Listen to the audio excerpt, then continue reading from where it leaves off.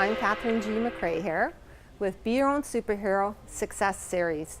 My guest today is Donna Coulter from Nurture Your Vibe Energy Therapies. Welcome, Donna. Thank you for joining me today. Thank you, Catherine. I'm delighted to be here with you. Thank you for... Well, I'm glad that you're here. And I thought it'd be interesting if you could just describe your business a little bit. Oh, describing Nurture Your Vibe Energy Therapies. I work in energy psychology, which is a kind of a new field for a lot of different people. And it's something that people are not familiar with, and it's working with our internal energies to make personal change. And it's incredible, and it's a lot of fun to work in. I know you do some really interesting work in helping people deal with inner issues, traumas, getting past things that are holding them back and moving forward. Yes, all those things that we don't like to talk about, that we really try and avoid. And that's the whole thing with the emotional health part, is that we're getting really good with physical health, we're getting really good with our nutrition and exercise and all these things. Even mental health we're getting really much more open about.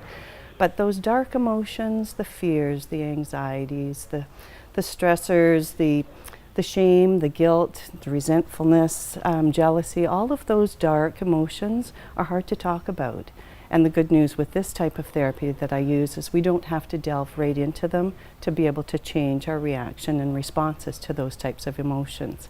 So it's very, very hopeful and encouraging for people that if they're suffering with something, there's wonderful hope for them. I find that very intriguing because I think people are becoming more aware of the energy systems within the body, Right. and there can be blockages of energy Exactly. based on traumas and different things and just frustrations in life that kind of get bundled up in there somewhere. Yes.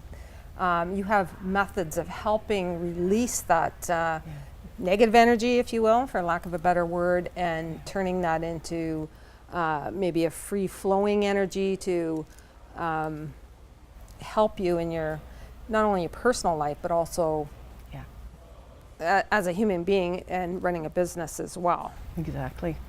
Yeah, it's So very Donna, powerful. what drew you to this type of business? Oh, that's an interesting question, Catherine, because I was not really looking for something. I've actually spent my whole life working for others, and mostly in service-based industries, so working in healthcare, a little bit of finance, and also in education. My last career was in education. So I was actually enjoying retirement, and this kind of came to me.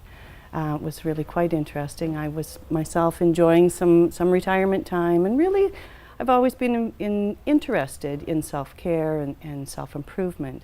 So I was just kind of not looking, but it just kind of fell to me. And from there, once I learned this powerful technique, that just automatically took over. And I absolutely felt passionate and knew that I needed to share this with other people. Wow, that's phenomenal. Yeah. So you actually felt called then maybe to Yeah, do this I work did. and to bring it forward Yes. to the general public and offer it as a service. Yes, that and you I am offer a woman people. of faith, and I do believe this is a calling for me. Wow. And it's something I meant to do. And so when my own fears of being a businesswoman, which is brand new to me at this stage in my life, arise, there are things that I certainly go inside and look for those answers. Oh, isn't that wonderful? Yeah. That you've chosen this path Yes. now at this point in your life when Who you knew? were happily retired, but it's something that you were Yeah. driven, obviously, Yes. to go forward with. Yes. So, Donna, I know you're a relatively new business owner. You've been operating your business a year and a half Yes. now. Yes. What would you say at this point, and still, getting into it, and I'm sure you're learning every day about Making mistakes every day. business. What Yes. would you say at this point is your most challenging aspect of running a business? Yeah, because I've had so much to learn. Like I say, my background is not business. I think the biggest challenge for me right now is, well, we call it marketing, but how do I get the word out there that there is hope, that it's okay to open up about our feelings. Everybody has made mistakes. Everybody has hurt somebody. Everybody has been hurt by somebody else. We hold these things in ourselves, and they really do affect our life. So to get that message out to people, so that fear of, oh my goodness, if I share this, you know, I'm exposing myself, is very difficult. It's not something that you can put up on a billboard, oh, come and see me. Right. It really is relationship building. So getting out and meeting with people and helping people feel very comfortable and confident that they can go forward with this. And you do that very well. I think from the first time I met you, there's like a calmness about you, that a welcoming calmness that you emanate.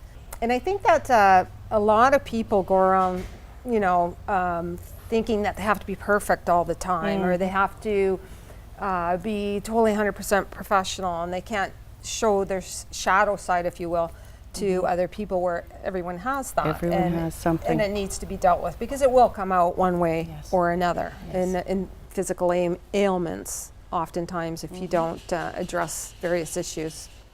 So just to come back a little bit to the type of work that you do and what it's meant for you at this point in your life, being retired and going into business. I mean, that in itself, I think, is amazing, because so many people work towards retirement. All they want to do is retire, and you know, you've retired and then jumped into starting a business, which is fabulous, really. Right. Again, I've always worked in service type work. So success for me, I think, really is seeing my clients really be on that path and develop that confidence, that inner peace, and the joy that just comes to them when we deal with some of those dark things. That's just an incredible feeling for me. And you know, whether I'm able to support one person, 100 people, or 500, every single person that I can support in that journey is a success, and that means beautiful. Success for me. I think that's really beautiful. There's just so much stress in today's world. People are suffering. They are, and I think you're operating a business that is like a little haven of calmness and inner peace, as you mentioned. Peace, yeah. Donna, for other entrepreneurs, what we like to do in the Be Your Own Superhero Success series is share benchmarking and advice and our own journey with others that people can maybe pick little gems from that will help them in their own personal lives and their business lives. So I'd like to ask you if you had a piece of advice that you could share with a new entrepreneur just starting a business, or something maybe even that you've recognized that you may have wanted to do differently when you started your business. If you could, you know, hit rewind on the clock. We have how long? Yes. If there's one piece of advice that really stands out for you that you would like to share with other entrepreneurs. Yeah, there is. And I'm going to say it's kind of threefold. One is really kind of goal setting. So trying to find your path, right? Setting some goals, but then don't be afraid to revisit them. Actually, revisit them That's regularly. An important part, yes. Yeah, revisit them, but don't be afraid to change them, and be able to, know that, okay, maybe that's not working. Don't give up. Try something else. If that doesn't work, try something else. Okay, you're doing this business for a reason. You must be passionate about something, and that's why you've started it. So keep working at it. Set those goals, revisit them, check them, that kind of thing. I guess the second thing would be connections. I think that was one of the mistakes I made. When I first decided to go into this business, I reached out to, and I don't know that it was a mistake, but it was the way I did it, and I reached out to an online community because I knew nothing about business, and I needed to be in a business incubator that I could learn the language, I could learn all kinds of things very, very quickly. And so I connected outside, but very quickly I realized, no, I needed to be connecting with people in my area. what works for me is sitting face to face with people. So really connecting with people, and we've got some wonderful organizations here for women to support other women. So really build those connections. Know your strengths, but know where you need your support from your colleagues and that, and build that team to support yourself. Absolutely. We can't be good at everything, but we're not expected to be good at. We need to know where we can reach out for help when we need it. Yeah, and I'm not so sure that I did that as soon as I could have. The last one, and I think it is the most important one, is that personal care.